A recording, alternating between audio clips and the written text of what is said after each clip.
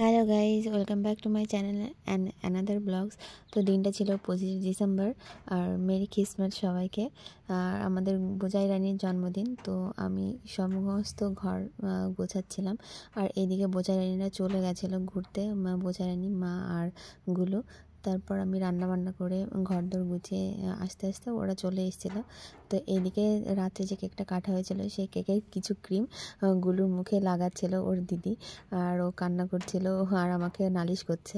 তো তারপর ওকে স্নান দান করিয়ে ওকে খাইয়ে ঘুম পাড়িয়ে রেখে আমরা চলে যাচ্ছি বোঝাই রানীর ড্রেস কিনতে।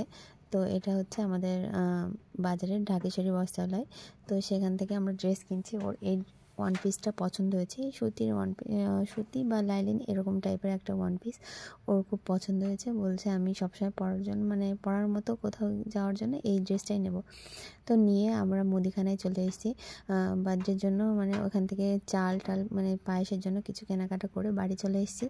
এসে দেখি চিকেনটা বসানো হয়ে গেছে, রান্না করছে। আর আমি এসে এদিকে দুধটা বসিয়ে দিয়েছি, কারণ দুধটা আমি বাজার থেকে নিয়ে এসেছি, আমুল গোল্ডের থেকে যেটা হয় সেটা নিয়ে এসেছি। আর এদিকে কিশমিশ কাজু বাদাম সব ভিজিয়ে রেখেছিলাম, যেহেতু পায়েসটা আমি করবো ভেবেছি।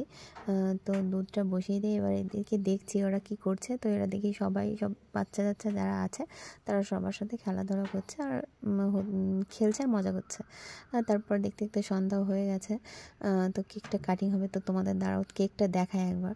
কেকটা কিন্তু দুর্দান্ত ছিল, আর এটা মাদারসার্ট থেকে নেওয়া ছিল। একজন খুব ক্লোজ মানুষ আমাকে এই কেকটা অর্ডার করে পাঠিয়েছে।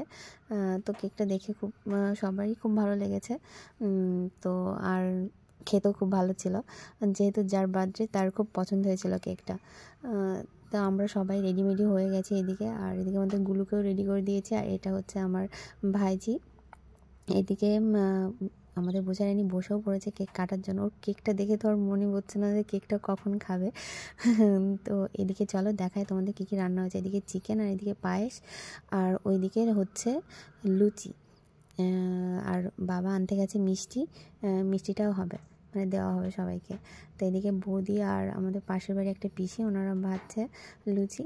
আর এদিকে আমরা চলে আসছি আশীর্বাদের পর্ব শেষ করতে, যেহেতু অনেক বাচ্চারা চলে এসেছে। আর বাচ্চারা যেহেতু শীতের রাত, বাচ্চারা বেশিক্ষণ জেগেও থাকবে না, সেই জন্য তাড়াতাড়ি এগুলো করে খেতে দিতে হবে সবাইকে।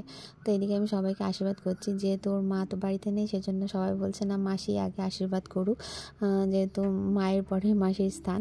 তাই বললাম চলো ঠিক আছে, আমি করে দিচ্ছি আশীর্বাদটা আগে সবাইকে।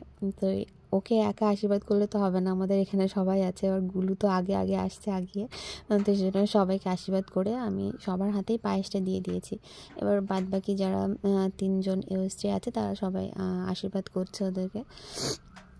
আশীর্বাদ হয়ে যাওয়ার পরে হবে কেক কাট। কেক কেটে সবাইকে খেতে হবে।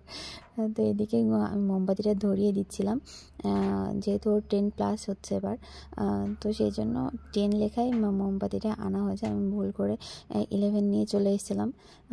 তো এইদিকে কেকটা কেটে দিচ্ছি, যেহেতু গুলো আছে সেহেতু একা কাটতে পারবে না, এই জন্য আমিও হেল্প করে দিচ্ছি। এবার সবার হাতে একটু একটু করে কেকটা দিয়ে দিচ্ছি, যেহেতু এখানে যে বার্থডে গার্ল সে খাচ্ছে, তো সবাইকে না দিলে কেমন দেখায়, সবাইকে দিয়ে এবার কেকটা নিয়ে আমি চলে এসেছিলাম বাইরে। এসে সবাইকে খেতে দিয়ে দিচ্ছে বৌদি টেদি সবাই, আমিও আছি মাঝে মাঝে। এবার যেহেতু গুলু আছে, গুলুকে তো মাকে ধরিয়ে দিয়েছি, বললাম তোমরা দুজনে বসে পড়ো। এবার ও বসে থেকে তো স্থির হয়ে খাবে না, তো আমি এদিকে কিছু কিছু হেল্প করছিলাম সবাইকে। যে আর বৌদিরাও আছে, আমার পাশের বাড়ি মায়ামা আছে, আমাদের পিসি আছে, অনেকেই আছে। তো সবাই মিলে আমরা আনন্দ করতে করতে খাওয়া দাওয়ার পর্বটা সেরে নিলাম। এবার দেখো এখানে সবই বাচ্চা বাচ্চা, সবাইকেই বলেছি বাচ্চা যারা আছে আমাদের আশেপাশে। এবার ওদের খাওয়া দাওয়া পর্ব শেষ হয়ে গেলে এবার যে গিফটটা পেয়েছে ও চকলেট বক্স, তো সেইটা ও খাওয়ার জন্য খুবই উৎসাহ প্রকাশ করছে। তাই বললাম ঠিক আছে খা।